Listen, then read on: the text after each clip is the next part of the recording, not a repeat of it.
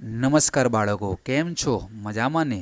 આજે આપણે ધોરણ 3 પર્યાવરણ એટલે કે આસપાસ વિષયની અંદર 17મો પાઠ પત્રનો પ્રવાસ સમજીશું. તો તમામ બાળકો આ વિડીયો અંત સુધી જોજો, જેથી પાઠની અંદર તમને સમજણ પડે. તો શરૂઆત કરીએ છીએ બાળકો. શરૂઆતની અંદર એક પોસ્ટ કાર્ડ આપેલું છે.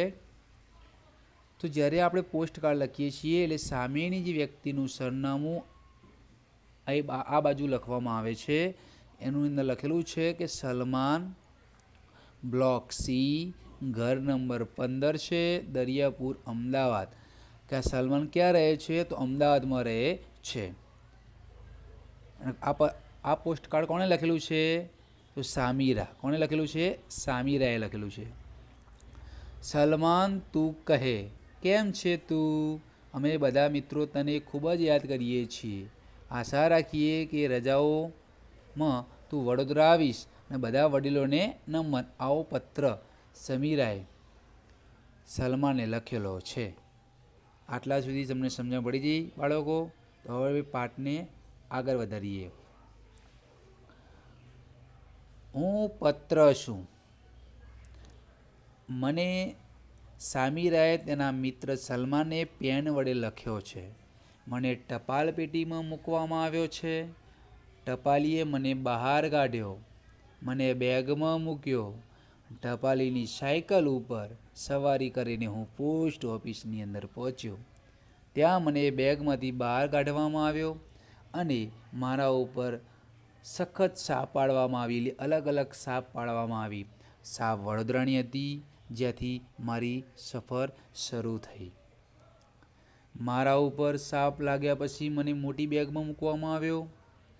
આ બેગમાં બીજા ઘણા પણ પત્રો હતા. આમ બધા અમદાવાદના હતા. લાલ રંગની ટપાલ વિભાગની ગાડીઓ મને રેલવે સ્ટેશન ઉતાર્યો. ત્યાંથી મને અમદાવાદની ટ્રેનમાં મળી. એક દિવસની યાત્રા પછી હું અમદાવાદ પહોંચી ગયો. સરનામા ઉપર લખેલા વિસ્તાર મુજબ મને અલગ અલગ કરવામાં આવ્યો. અલગ અલગ એના વિસ્તારો કરવામાં આવ્યા કે અમદાવાદ છે, આ દરિયાપુર છે, અમરેવાડી છે, રબારી કોલોની છે, એમ અલગ અલગ કરવામાં આવ્યો અમદાવાદની અંદર. અહીં મારા ઉપર બીજી છાપ પણ પાડવામાં આવી. છેવટે ટપાલીએ મને સલમાના ઘરે પહોંચાડી દીધો. બ્લોક નંબર સી, ઘર નંબર 15, અમદાવાદ પહોંચાડી દીધો, દરિયાપુર.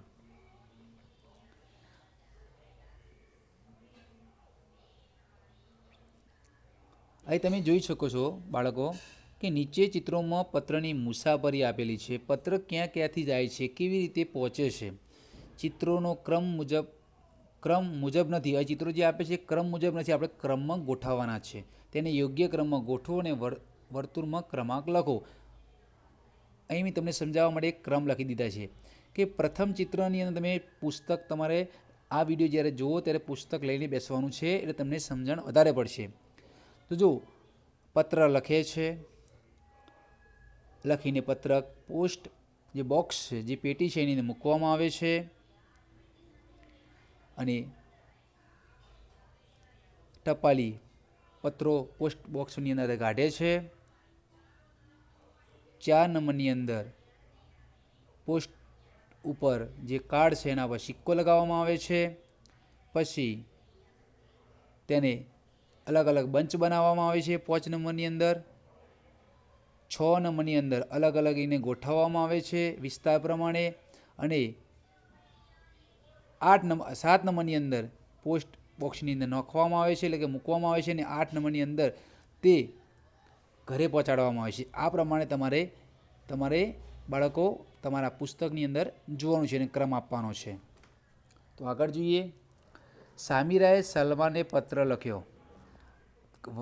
વર્ગમાં તમારા મિત્રને પત્ર લખો અને તમારા મિત્રનું નામ લખવું એ ભૂલશો નહીં. તમારે જ્યારે મિત્રને પત્ર લખતા હોય તો ત્યારે તમારે સામેના મિત્રનું નામ તમારે લખવાનું છે.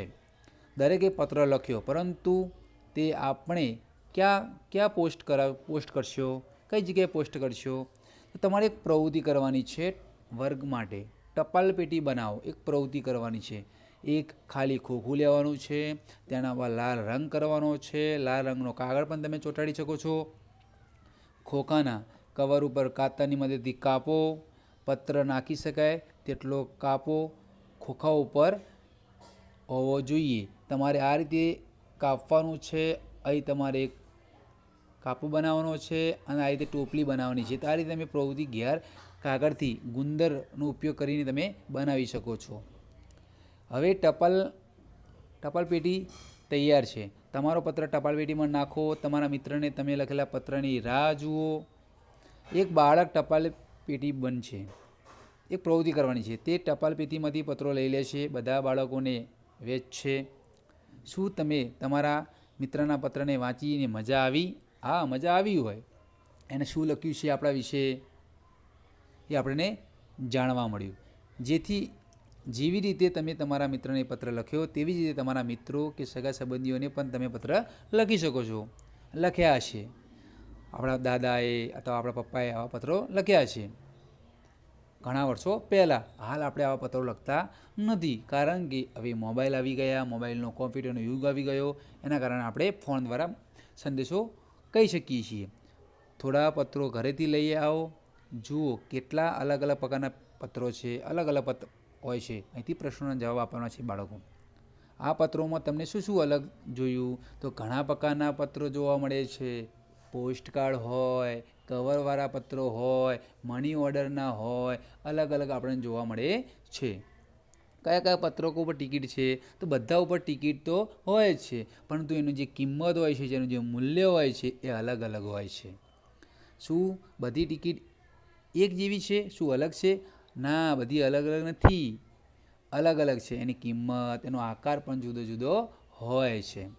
શું તમે પત્ર પર પોસ્ટ ઓફિસનો સિક્કો જોયો છે? હા, આપણે પોસ્ટ કાર્ડ હોય, પોસ્ટ ઓફિસનું કોઈ પણ કાગળ હોય તેના ઉપર આપણે પોસ્ટ ઓફિસનો સિક્કો જોઈએ છીએ.